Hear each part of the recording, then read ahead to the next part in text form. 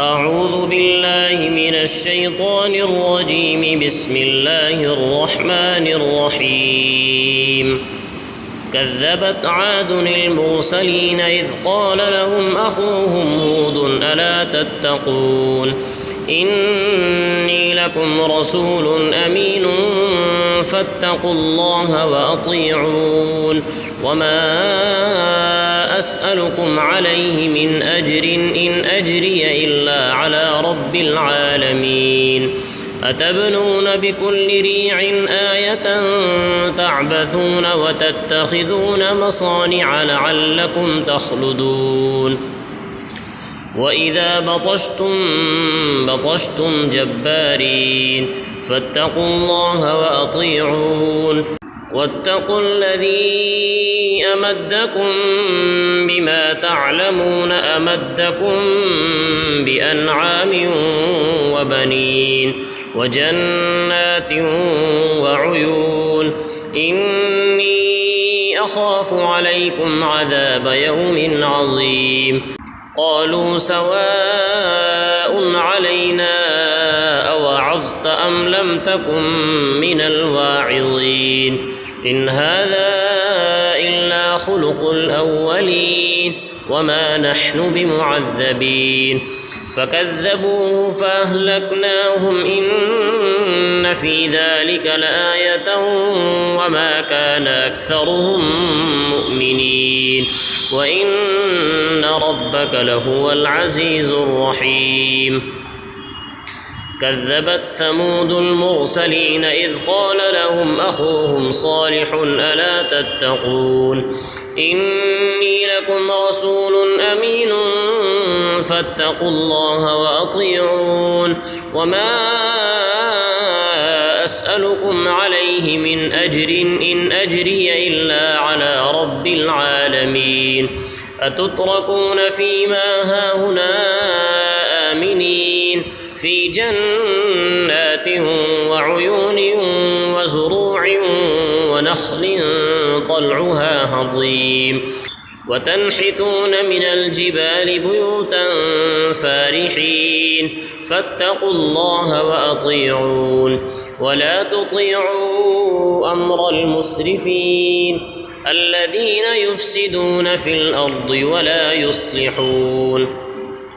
قالوا إنما أنت من المسحرين ما أنت إلا بشر مثلنا فأت بآية إن كنت من الصادقين. قال هذه ناقة لها شرب ولكم شرب يوم معلوم ولا تمسوها بسوء فيأخذكم عذاب يوم عظيم. فعقروها فأصبحوا نادمين فأخذهم العذاب إن في ذلك لآية وما كان أكثرهم مؤمنين وإن ربك لهو العزيز الرحيم. كذبت قوم لوط المرسلين إذ قال لهم أخوهم لوط ألا تتقون إني لكم رسول أمين فاتقوا الله وأطيعون وما أسألكم عليه من أجر إن أجري إلا على رب العالمين. أتأتون الذكران من العالمين وتذرون ما خلق لكم ربكم من أزواجكم بل أنتم قوم عادون. قالوا لئن لم تنته يا لوط لتكونن من المخرجين. قال إني لعملكم من القالين رب نجني وأهلي مما يعملون. فنجيناه وأهله أجمعين إلا عجوزا في الغابرين ثم دمرنا الآخرين وأمطرنا عليهم مطرا فساء مطر المنذرين. إن في ذلك لآية وما كان أكثرهم مؤمنين المؤمنين وإن ربك لهو العزيز الرحيم كذب أصحاب الأيكة المرسلين إذ قال لهم شعيب ألا تتقون إني لكم رسول أمين فاتقوا الله وأطيعون وما أسألكم عليه من أجر إن أجري إلا على رب العالمين أوفوا الكيل ولا تكونوا من المخسرين وزنوا بالقسطاس المستقيم ولا تبخسوا الناس أشياءهم ولا تعثوا في الأرض مفسدين واتقوا الذي خلقكم والجبلة الأولين قالوا إنما أنت من المسحرين وما أنت إلا بشر مثلنا وإن نظنك لمن الكاذبين فأسقط علينا كسفا من السماء إن كنت من الصادقين قال ربي أعلم بما تعملون فكذبوه فأخذهم عذاب يوم الظلة إنه كان عذاب يوم عظيم إن في ذلك لآية وما كان أكثرهم مؤمنين وإن ربك لهو العزيز الرحيم وإنه لتنزيل رب العالمين نزل به الروح الأمين على قلبك لتكون من المنذرين بلسان عربي مبين وإنه لفي زبر الأولين أولم يكن لهم آية أن يعلمه علماء بني إسرائيل ولو نزلناه على بعض الأعجمين فقرأه عليهم ما كانوا به مؤمنين كذلك سلكناه في قلوب المجرمين لا يؤمنون به حتى يروا العذاب الأليم فيأتيهم بغتة وهم لا يشعرون فيقولوا هل نحن منظرون أفبعذابنا يستعجلون أفرأيت إن متعناهم سنين ثم جاءهم ما كانوا يوعدون ما أغنى عنهم ما كانوا يمتعون وما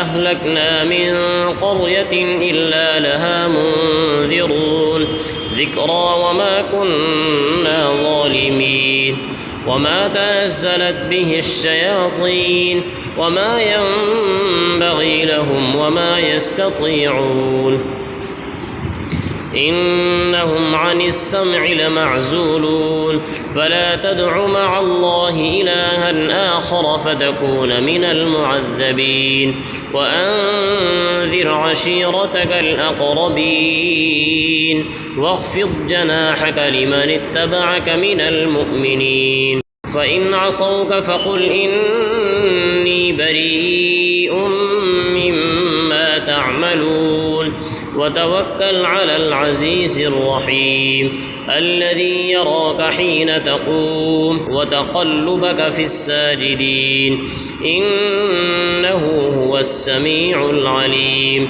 هل أنبئكم على من تنزل الشياطين تنزل على كل أفاك أثيم يلقون السمع وأكثرهم كاذبون والشعراء يتبعهم الغاوون ألم تر أنهم في كل واد يهيمون وأنهم يقولون ما لا يفعلون إلا الذين آمنوا وعملوا الصالحات وذكروا الله كثيرا وانتصروا من بعد ما ظلموا وسيعلم الذين ظلموا أي منقلب ينقلبون. بسم الله الرحمن الرحيم. طاسين. تلك آيات القرآن وكتاب مبين. هدى وبشرى للمؤمنين الذين يقيمون الصلاة ويؤتون الزكاة وهم بالآخرة هم يوقنون. إن الذين لا يؤمنون بالآخرة زينا لهم أعمالهم فهم يعمهون. أولئك الذين لهم سوء العذاب وهم في الآخرة هم الأخسرون.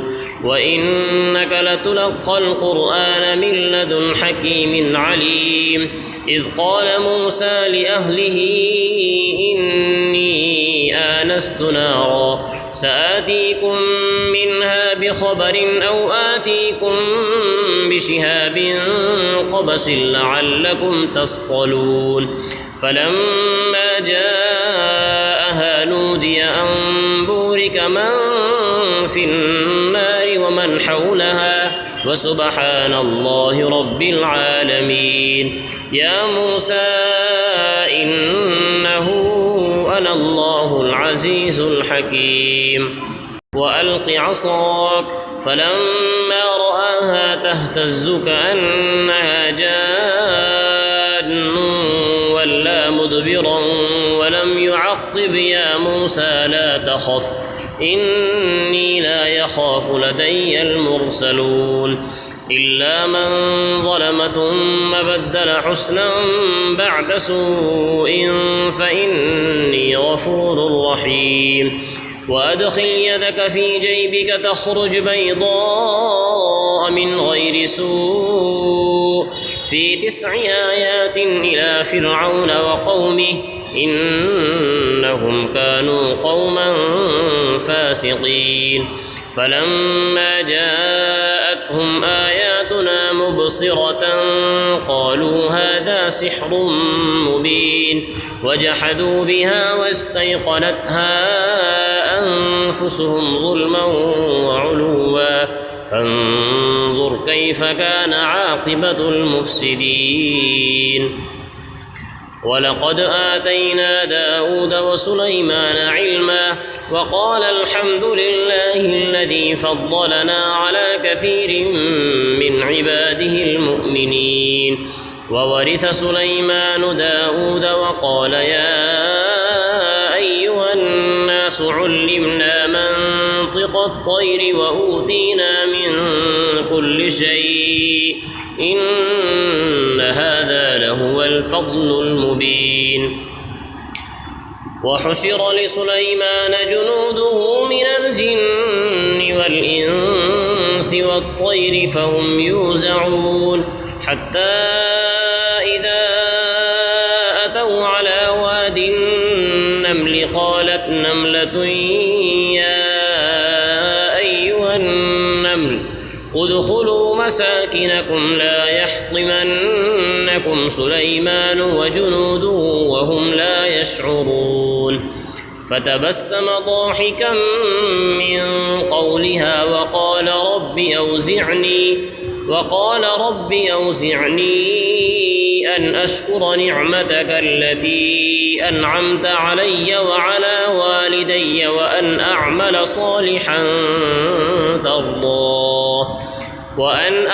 صالحا ترضاه وأدخلني برحمتك في عبادك الصالحين.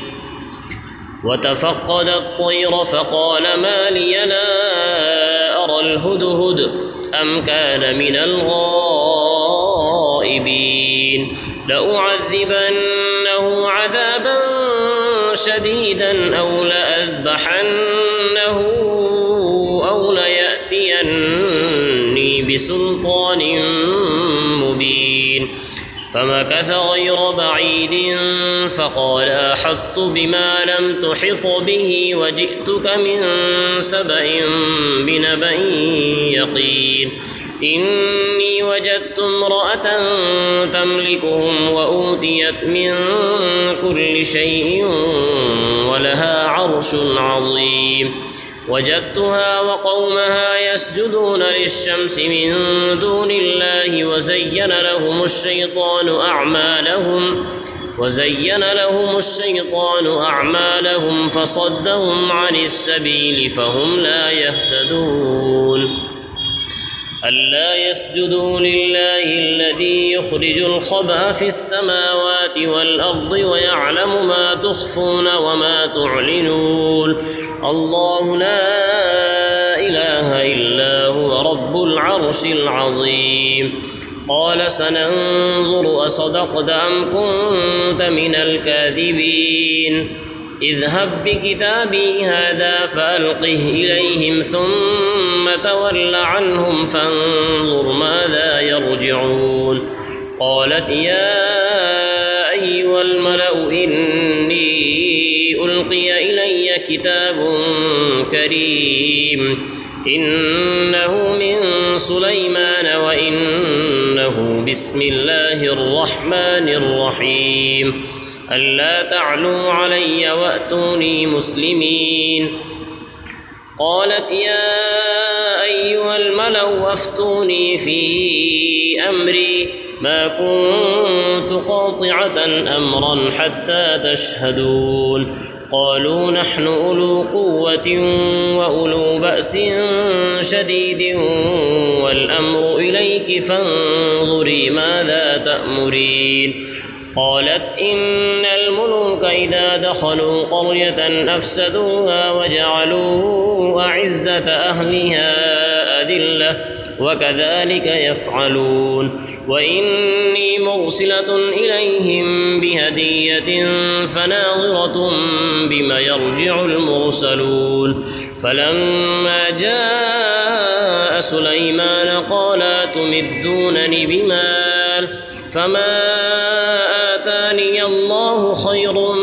مما آتاكم بل أنتم بهديتكم تفرحون ارجع إليهم فلنأتينهم بجنود لا قبل لهم بها ولنخرجنهم منها أذلة وهم صاغرون قال يا أيها الملأ أيكم يأتيني بعرشها قبل أن يأتوني مسلمين قال عفريت من الجن أنا آتيك به قبل أن تقوم من مقامك وإني عليه لقوي أمين قال الذي عنده علم من الكتاب أنا آتيك به قبل أن يرتد إليك طرفك فلما رآه مستقرا عنده قال هذا من فضل ربي ليبلوني أأشكر أم أكفر ومن شكر فإنما يشكر لنفسه ومن كفر فإن ربي غني كريم قال نكروا لها عرشها ننظر أتهتدي أم تكون من الذين لا يهتدون فلما جاءت قيل هكذا عرشك قالت كأنه هو وأوتينا العلم من قبلها وكنا مسلمين وصدها ما كانت تعبد من دون الله إنها كانت من قوم كافرين قيل لها ادخل الصرح فلما رأته حسبته لجة وكشفت عن ساقيها قال إنه صرح ممرد من قوارير قالت ربي إني ظلمت نفسي وأسلمت مع سليمان لله رب العالمين ولقد أرسلنا إلى ثمود أخاهم صالحا أن